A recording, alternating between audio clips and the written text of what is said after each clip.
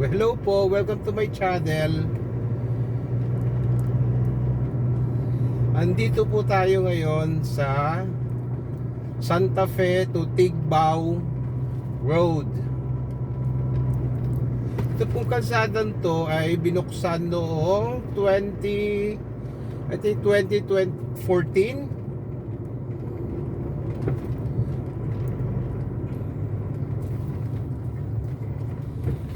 At sinara uli nila noong I think 2021 kasi binago nila yung rota ng kalsada kasi maraming nadidisgrasya kasi masyadong matirik at napaka-sharp nung mga curves dun sa taas, kaya yung ibang mga sasakyan nabibitay sila. So mula nung sinara to noong 2021 ata, I'm not sure, 2020, ngayon lang ako mapapadaan uli rito kasi nung araw almost twice a week ako kumapadaan dito. So sasabi natin kabisado ko na po itong kalsadang to. So dito na po magsisimula yung kanilang binago. Ito po, yan, palala lang, galing po ako sa Santa Fe side.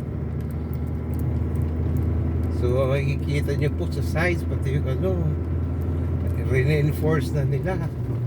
At ginawa na nilang 4 lanes ng dati kasi 2 lanes lang to. At yan po, makikita nyo pati may mga walls na, retaining walls siya dito. At ang lapad na. At ang daming ilaw. Makikita mo, daming poste, may ilaw, solar. So nung araw, mas mahirap po itong rota to, lalo na po sa mga truck na like mga wing van, nahihirapan po rito. Ito pa ata yung portion na ng reroute. Kikita nyo talagang bukid to ng dati so tinapyasan po nila both sides para bumaba po yung level ng kalsada kasi nung una doon sa left side ko, doon sa taas, doon po yung kalsada. Ang hirap po noon. So ito na po yung katapusan. May pabahay po rito, tatandaan ko to.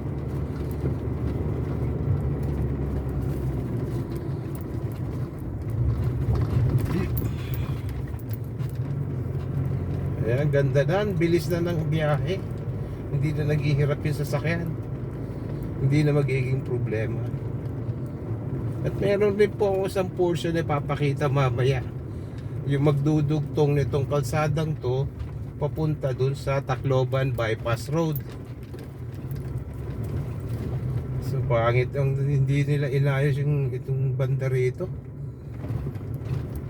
Sira siguro dahil sa mabibigat na truck na ginamit dun sa construction dun. Pero napaka ang laki na diferensya ng ang laki pagbabago. Madali na at saka ang bilis na mas mahaba yung nung araw ito rin, binago nila, ginawa nilang 4 lanes na rito.